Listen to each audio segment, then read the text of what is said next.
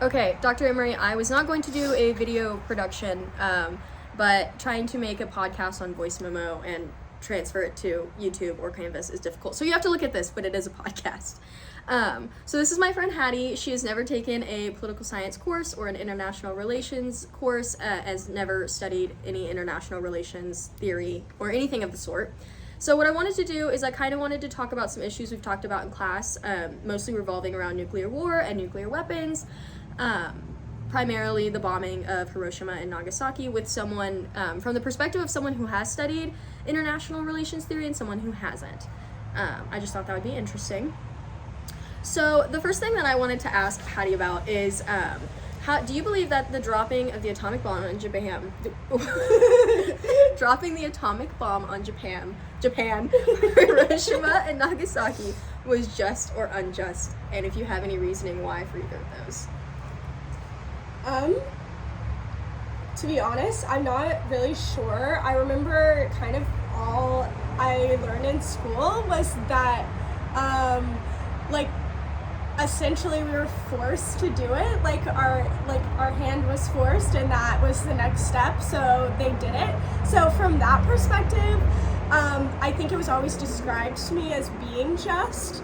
But I feel like I really haven't ever gotten enough information about it to make that decision for myself.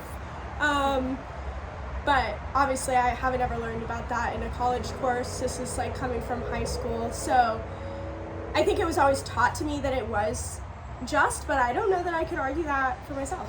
Yeah, I feel like a lot of American education pushes a type of rhetoric that makes us believe that it was just. And even if it was or wasn't, the way that we're taught is just kind of that it had to be this way and why it had to be this way. And so a lot of people think, let me know if you relate to this, that it was necessary to end the war. Like it was kind of, our hand was forced, like you said. And that it was primarily military targets that we were hitting, right? Mm-hmm. And it was either kind of like a bomb or invade situation. The reason that we did bomb is so that we wouldn't have to invade and sacrifice millions of American lives or so forth, so on. So I feel like that's kind of what a lot we were taught, and that's kind of what you said. And they also a lot of times frame it as it was a difficult moral choice, but in the end, like, their hand was forced. So a lot of people who do not think it was just think that it was unnecessary to end the war, which we can't definitely say it was or wasn't. There are arguments for both, and that it set a dangerous precedent for nuclear usage, which, if you look back on it now, we are the only nation who has ever used like an atomic bomb or a nuclear weapon of that capability on another nation or on peoples in general. And a lot of things that we learn about but don't necessarily analyze and think about is the latter effects that it had on not only Japan as a country but the people themselves.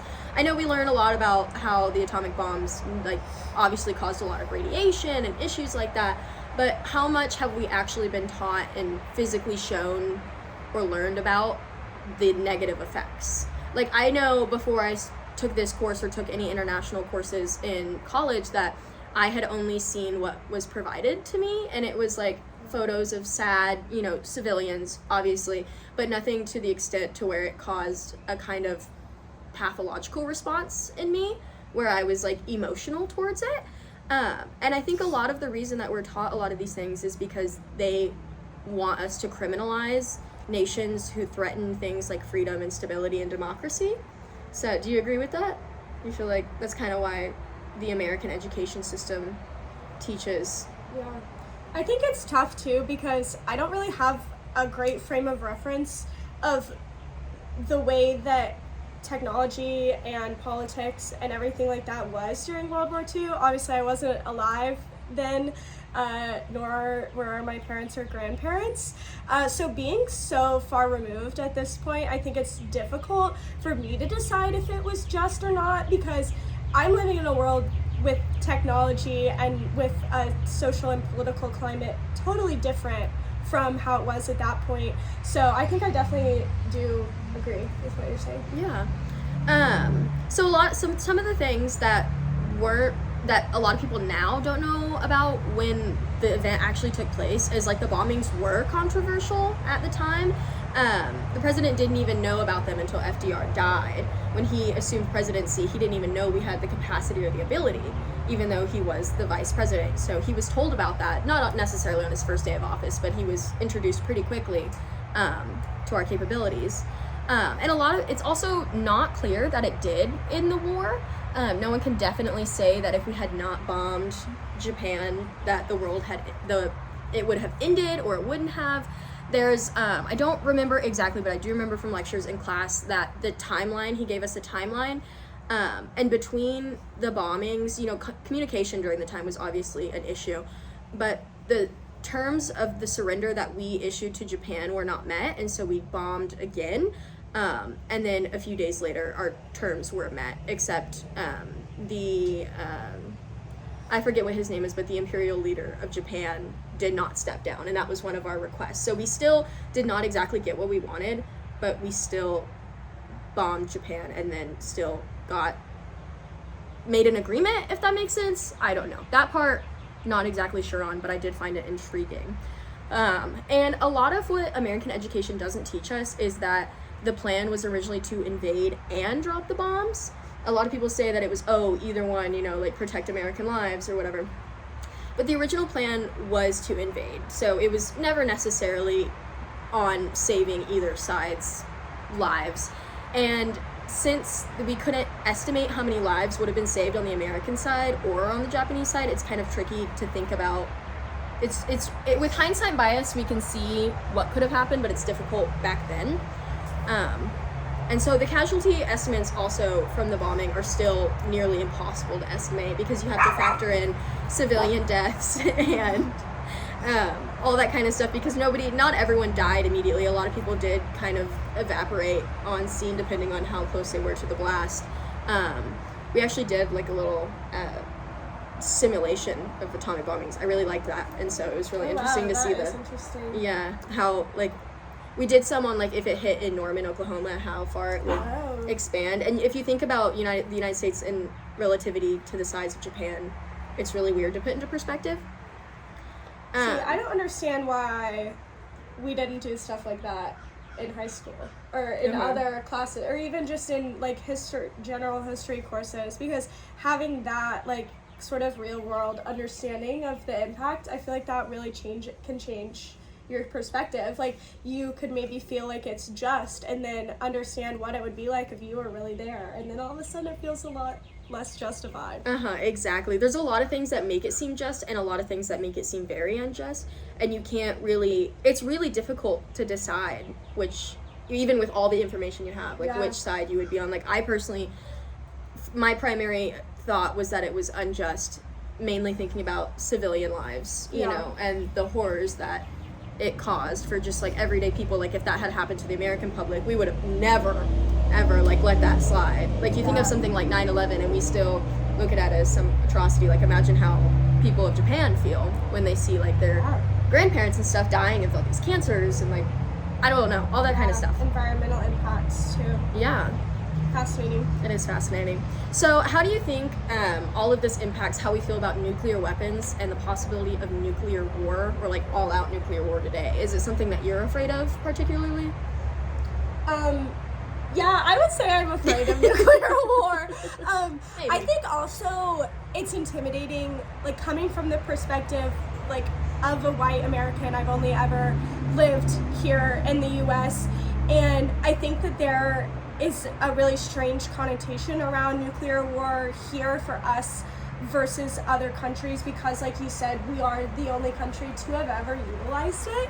So in some regards, I feel like there are a lot of people who feel like that we're untouchable when it comes to that, because we have these weapons, other countries know that we have them and we've used them and we've seen what they can do. But I think it's intimidating because even if we have these abilities and this technology, we know that other countries have that too. And so I think there's an American perspective where a lot of people feel like, oh, just because we have them means that other people can't use them against us. But that's not true. And I think the reality is at this point, with the technology that we have, if one country starts using them, everyone's going to start using them. And I think that's what's the most intimidating. And I feel like a lot of people, especially in the U.S., don't understand the gravity of that. Yeah, I agree. And kind of a lot of what you just described is kind of the idea of deterrence. And have you ever heard of deterrence or nuclear deterrence? So deterrence, in basic terms, is kind of so in terms of nuclear war and nuclear weapons, we deter other countries from developing or using nuclear weapons on the grounds that we have them and will use them if we are threatened by them. And for a lot of other countries, they don't produce them or create them or have the scientific capabilities because we promise to protect them. So, like, influencing someone not to do something by doing something is a lot of what deterrence is. And I think a lot of the general American public think that deterrence is what's going to save us in the end, and that America is kind of, because we've always been kind of like the world power, you know, and like very strong and very high on the world stage and kind of untouchable, especially militarily and economically, in comparison to countries like Russia and North Korea, which are, you know, kind of the main threats I feel like relevant nowadays in terms of war and nuclear issues. So yeah, very interesting. The last thing I kind of wanted to talk about, almost out of time, is the Ukrainian-Russian conflict and how that kind of relates to nuclear deterrence and nuclear war. So I wanted to ask you, do you think that the Ukrainian-Russian conflict has invoked fear into Americans concerning, you know, maybe if Russia were to use nuclear weapons, and if perhaps Russia were to touch a NATO country and we had to get involved? Do you think that a lot of people are afraid, or you specifically, of nuclear possibilities? I think that it's less so like a shorter term fear of like imminent nuclear destruction and more of a long-term concern that clearly Russia has motive to expand in some way and to overtake another nation, and is kind of exerting a sort of imperialistic power that I feel like we haven't seen in this capacity since there was World War and a lot of conflict. And so seeing the way technology has advanced, like since the last time there was a serious world conflict, and seeing sort of the same kind of elements at play with a country that's relatively powerful looking to overtake another nation, just the motive there, I think, scares me. I'm less concerned about it happening, you know, short term, but more so that the conditions are right, and we've seen this before and we've kind of seen it play out. And so I think that's the part that's intimidating for me. Yeah, I hear a lot of people, especially on social media and stuff, joke about World War III. And, like, yes, that's funny in, you know, context on, like, Twitter and stuff, but a lot of people do that, and I feel like it could cause problems, you know, because a lot of people who aren't super educated on, like, international issues, or specifically Russia and Ukraine, and mostly keep up with media sources that are readily available and super accessible, I feel like they see a lot of things that, you know, like, oh, America's definitely going to get involved. I've had people ask me about it and not believe me when I tell them, like, no, that's probably not going to happen. But, you know, I think our generation specifically is so, like, not eager, but so interested in conflicts like this, because we haven't really necessarily seen anything like it in our lifetime, that they kind of blow it up and make it a little bit more of an issue than it should be, especially when I believe it was the Iranian general that we took out a few years ago I believe it was under Trump's administration. Did you ever hear about that? I don't remember. Well, I remember there was, like, a lot of tweets and stuff and accounts being made, like, oh, we're gonna get drafted, all this stuff. And I think it's just interesting to see how people react to international situations who haven't necessarily studied how the way that things go, because international relations and politics are a game, and they typically follow the same routine no matter what the conflict is. And I think we see a lot of that in Russia and Ukraine, and now that the media feeding frenzy is kind of over, no one's really worried about it or thinking about it, but it really hasn't changed much. Nothing has really changed. I think that that's a really important point, because I have no background in international relations, but I do work in social media and PR, and so I have a really full understanding of the power of social media and just media in general. And so I feel like conversations like the one we're having right now are really important because the majority of the information that I've received about current political goings on is from TikTok and from Twitter and from friends like Lauren. And so I think that it's important to have those conversations and to understand the sources that you are getting your information from and the power that can come from that, because enough people believing false information will act as though it's true, and we've seen that play out over and over again. I think the point that you made about how far removed we are from the past world conflicts is also really important, and I think in a lot of American media, World War II specifically is really romanticized, and some people especially American involvement. Yeah, some people I feel like in a strange way maybe yearn for that, and I think that is intimidating because going back to the Russia-Ukraine conflict, things could get really bad and not involve the United States at all. And then we would still have to deal with the trickle-down effects of that, even if, our military isn't involved at all. Mm-hmm. So I think it's just important to remember where you're getting your information from and the kind of media that you're consuming and how much power you're letting that have over you. I agree. Well, thank you, Hattie, for doing this with me. And thank you, Dr. Emery, for a great class. I will see you next semester.